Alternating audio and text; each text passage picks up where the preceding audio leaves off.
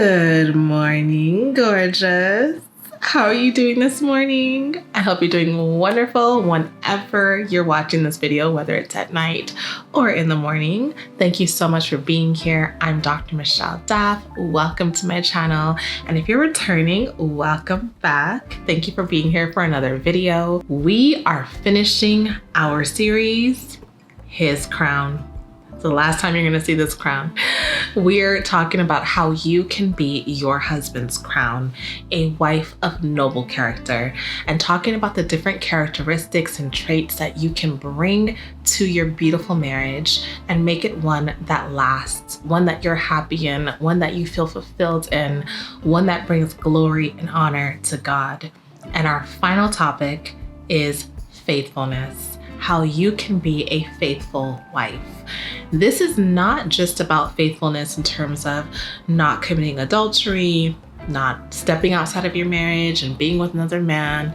It's about faithfulness in all aspects. It's about you being faithful and dedicated to your marriage, you staying on top of your marriage in terms of the issues, you enduring through hardships and challenges and trials, you deciding by choice that you want to be there. And you're gonna do everything that you can to make sure that the marriage flows, is smooth, it's beautiful, and blessed. The fruit of the Holy Spirit are the character traits that God Himself manifests through you when you accept Jesus Christ. And so these character traits are things that are really supernatural. They're outside of you just saying, I just want to be this kind of a person, so I'm just gonna try my best. That's great, you should try your best, but your best is never gonna be good enough. You're gonna always need help from God, and God will bless you by allowing these things to show up through you when you decide to give it over to Him. And faithfulness is one of the most difficult things to actually do. Decide to be dedicated to something as difficult as marriage can be sometimes, and we do need the power and the strength and the help of God. But you have it. You have it available to you because He's inside of you. And we're going to talk about some ways that you can think about faithfulness, some ways that you can practice being a faithful wife and bless your marriage and be your husband's crown. So I want you to go ahead and sit back, relax, get something to drink, get something to write with, and let's talk about this. When we talk about being a faithful wife and being your husband's crown, I want you to think of it as the idea of you blessing your own marriage, you being that blessing to your marriage. That's going to take you deciding to be a certain kind of woman, to stay on track because you want to, because you've decided to, regardless of what's actually going on, how difficult it is, how hard it is. You're deciding this is who you want to be because this is a person that's going to bring blessings to your marriage. These are all seeds that are being planted into your beautiful love story. And as you water your seed with your behavior, with your choices, with your attitude, your daily decision to be a certain way, you will see a beautiful flower sprout out. It does take time and patience and lots of prayer, but those seeds that you're planting and that watering that you're doing will bring a harvest. So what does it mean to be faithful? The word faithful from the Webster Dictionary reads, remaining loyal and steadfast. So you are remaining loyal to your relationship, to your marriage, and steadfast in it. Now, when you get married, you have aspirations and hopes and dreams. You want this marriage to be blessed, to be beautiful, to be fun, to be full of love. We want our marriages to last.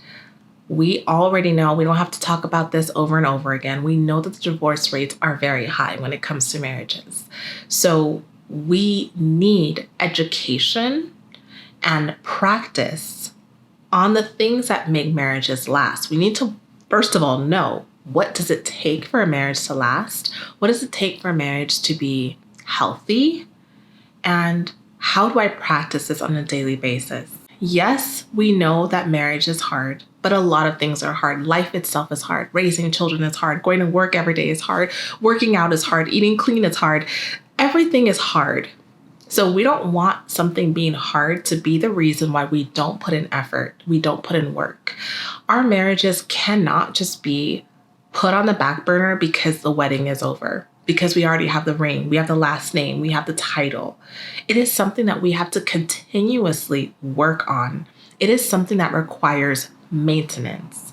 When you have a car, when you get your nails done, when you get your hair done, all of these things, you don't just do it one time. You have to continue maintaining it.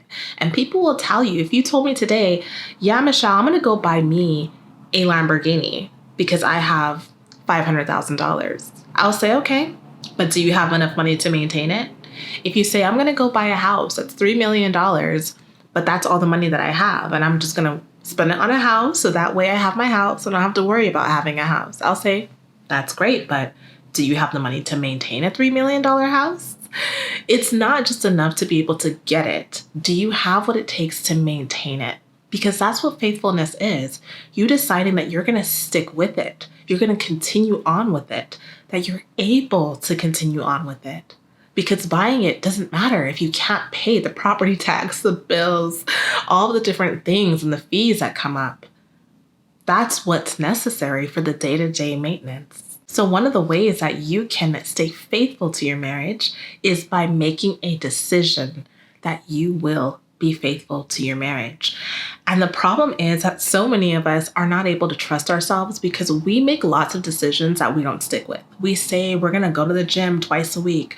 We're going to start drinking more water. We're going to read one book a month. We make these little deals and decisions with ourselves, and then we don't stick to it. So our word to ourselves actually means nothing. It's very difficult if you do not start practicing being loyal to yourself. Staying true to what you say you're going to do with yourself.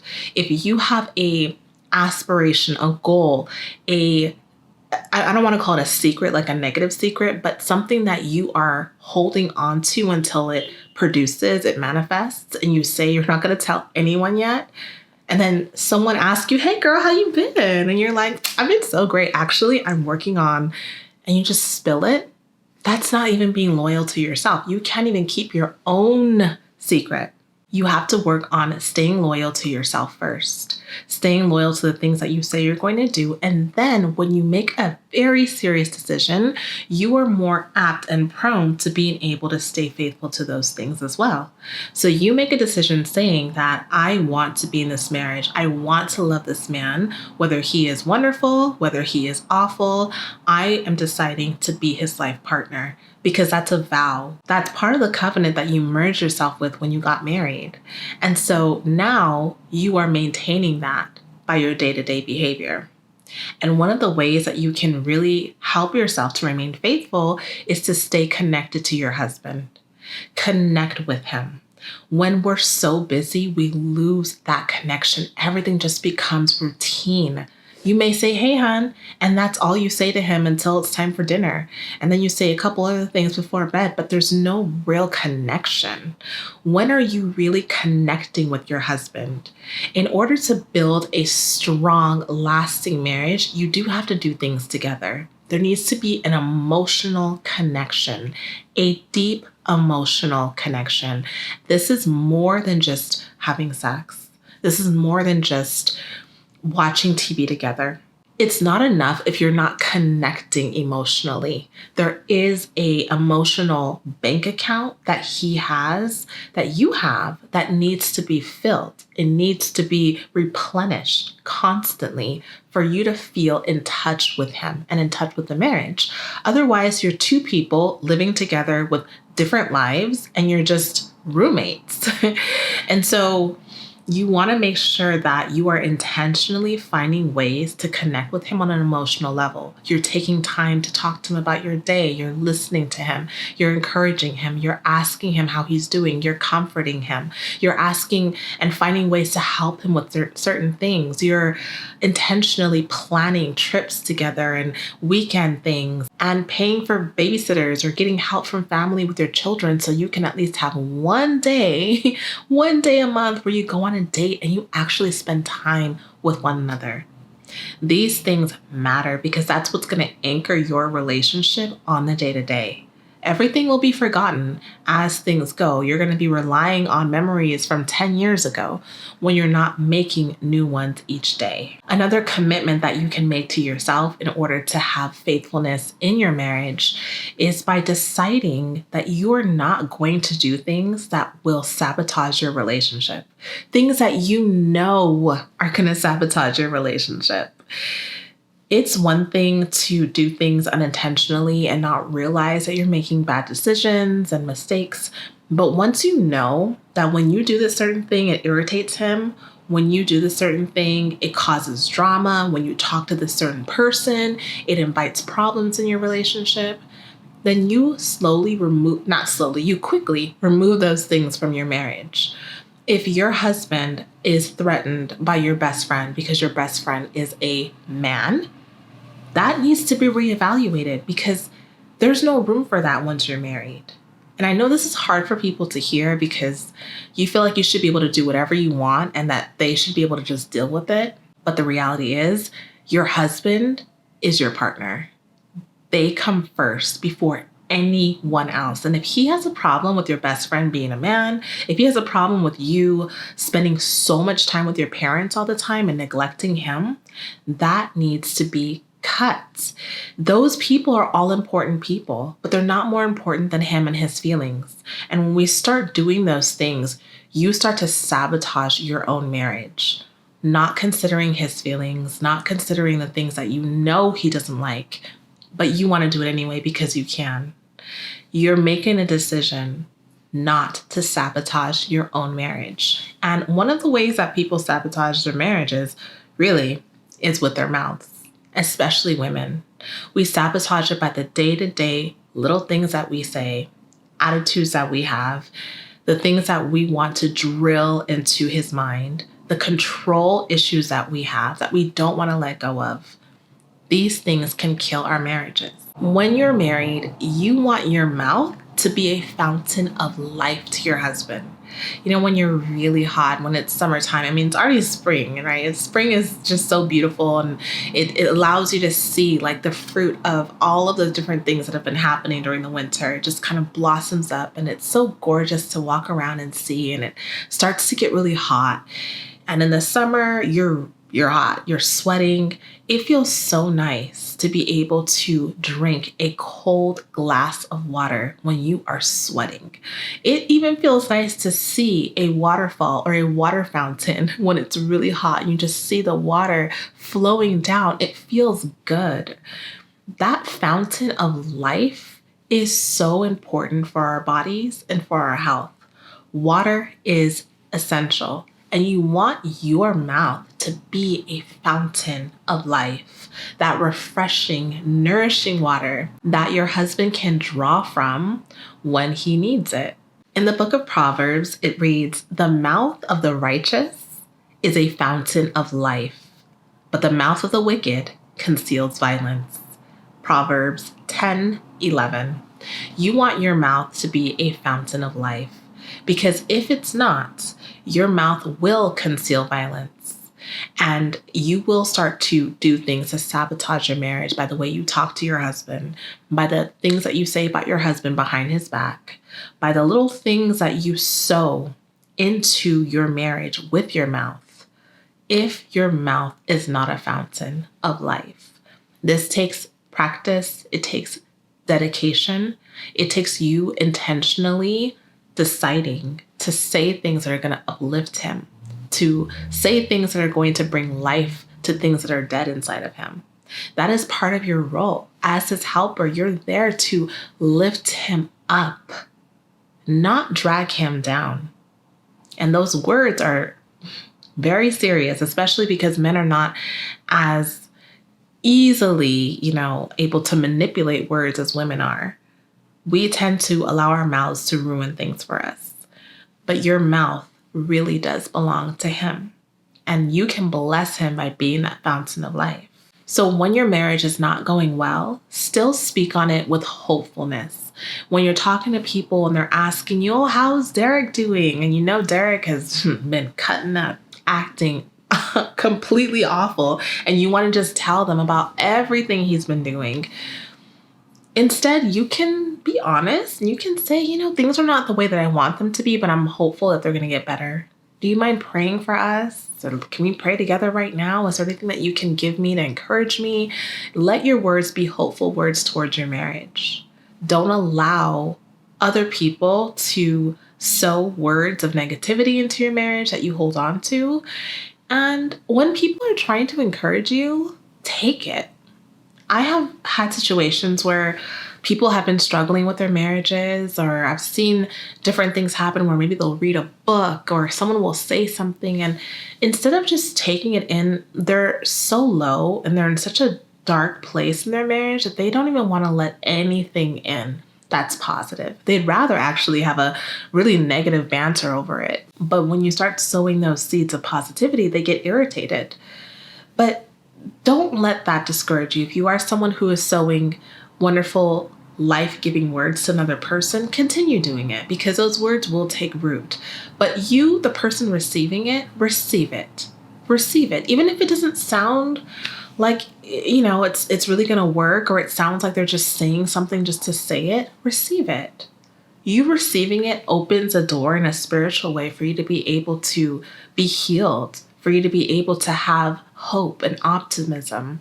It's important for you to allow hopefulness to take root into your marriage during those really hard times. That's what's going to keep you going. So speak on your marriage positively and in a hopeful way, even when it doesn't seem that way. Another way to stay faithful in your marriage is by having a demeanor of grace and of love. Your demeanor actually goes a longer way than you think. It's not just about you being there, it's about how you are there. When you're home, when you're around your husband, when you're shopping, when you're at a concert, what is your demeanor like? So many women are hardened and grumpy and irritated and moody. And that's what their husband sees most of the time, is a grumpy wife, an unhappy wife. Your mood really does dictate how the home feels. And whenever you have anyone in a home, in a space, if you're out at dinner and there's one person who's in a grumpy, ugly mood, it just throws off the whole tone of the dinner. We can all feel it and it doesn't feel good. If your husband gets used to that, this home being a place that just feels dark because of your attitude, it can impact your marriage. And you may find that he's not spending as much time at home. And these are things that just make him want to be elsewhere or with someone else. This may be something that you don't understand. Maybe you don't even know why you're doing this. You don't know why he brings this out of you. Maybe you're having your own issues, like you're not eating well enough, you're not taking your vitamins, you're not working out enough, you're not dressing nice enough, you're not doing your hair, your makeup, you're not doing anything for yourself, so you don't actually feel good. So if you don't feel good, you're not able to show up in a positive way for him. You may need to reevaluate, why am I like this? What is going on with me? It's not him. I actually like seeing him. I'm actually happy that he's home. But when I see him, I just don't feel like smiling. But it's not him. It's me. So what is it about you? What needs to be fixed? What needs to be changed? Sometimes there are some major changes that need to happen. Maybe you're working too much. Maybe you need to talk to your husband about your job. Maybe you need to say, honey, this job is really changing me. And I'm thinking I need to take about 6 months off and decide what I really need to do. Are we able to afford that? When can we afford that? Because when I change, you'll see the change in me. You'll be happier too. This home will be happier. One other way in terms of, going down this road, in terms of you being a faithful wife, is you faithfully knowing when to apologize. If you know you've been a very grumpy wife, a miserable person to live with, and you know that because you're miserable with yourself too, you get it, taking time to apologize, not just for that, but for anything. If you get into an argument with your husband and you know you're wrong, apologizing. If you hurt his feelings or you said something that was just out of line, inappropriate, knowing when to apologize. Many men will say that they are shocked when they meet a woman who knows how to apologize, because most women don't.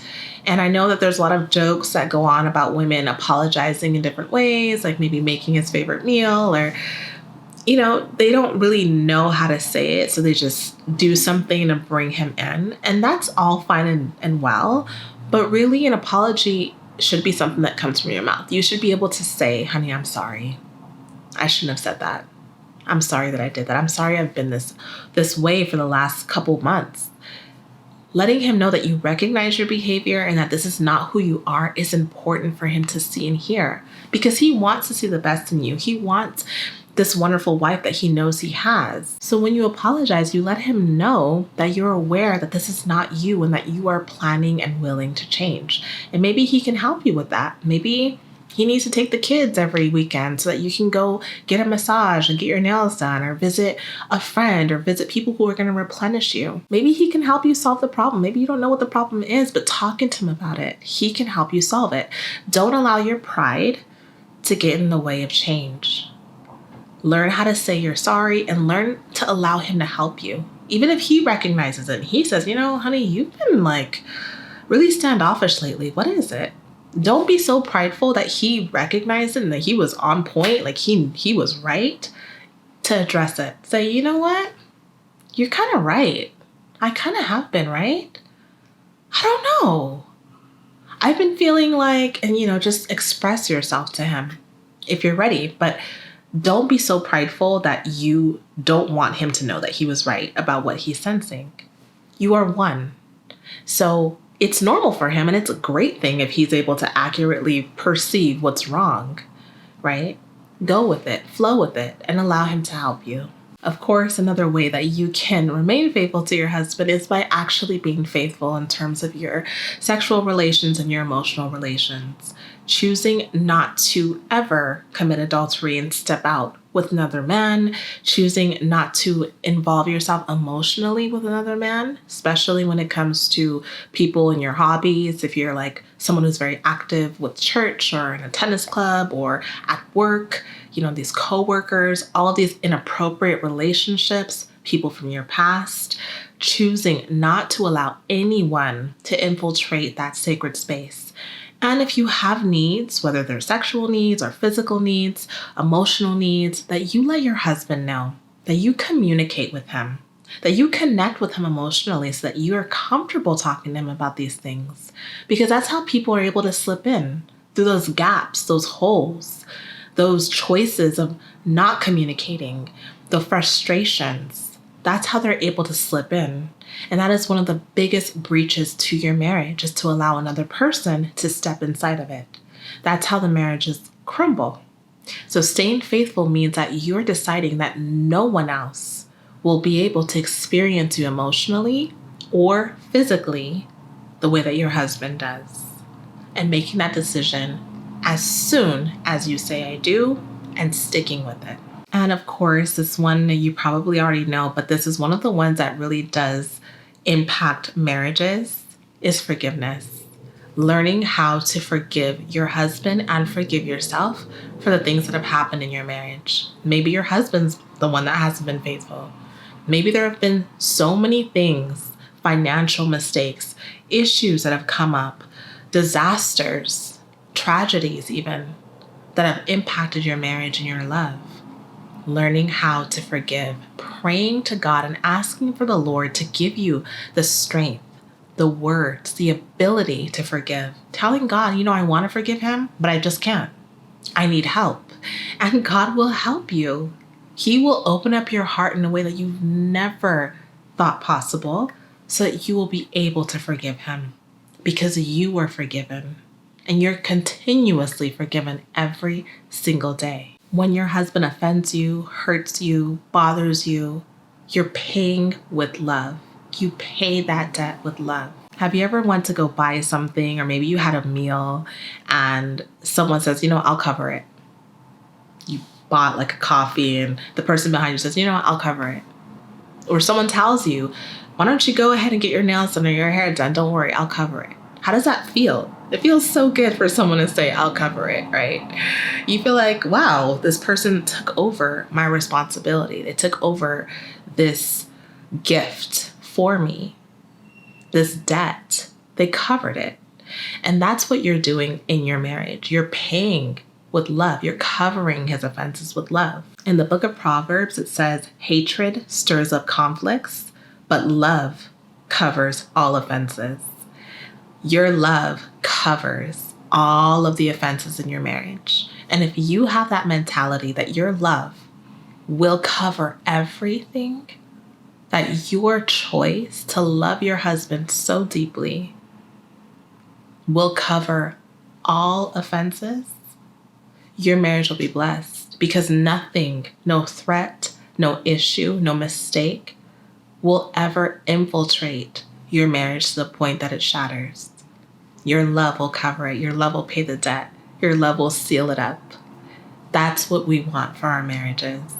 And when you have that demeanor of a faithful wife, one who decides that she is going to stick by her husband, whether he is the best man or the worst man, that she's going to stick by him through sickness, through health, and pain, and strife, in all of it. Of course, protecting yourself. If your husband is being physically violent towards yourself or your children, you need to remove yourself from your husband until he's able to get well and get help. You don't want to stay in situations that are harmful or hurtful. But through it all, your decision to love him, your decision to stay connected to God, to help you through all of the trials and the tests of your marriage, will help you to see the blessings of God. You can be your husband's crown. You can be faithful to your husband. You can share your pain, your stress, your worries and your fears with God. And he will give you the opportunities. He will give you the grace to be able to bless your own marriage by your faithfulness.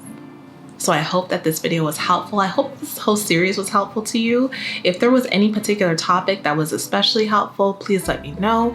If there's something else that you know impacts your character with your marriage, please let me know and I can make a video on it. If you love content like this, then be sure to listen to my podcast, The Dr. Dap Show. If you like podcasts, it's another way to listen to my content. And I have more information on my podcast on marriage, so you can get, more in-depth information on how to be a wonderful wife. But you already are. You just have to bring it out of yourself and allow yourself to be the beautiful, feminine woman that God created you to be.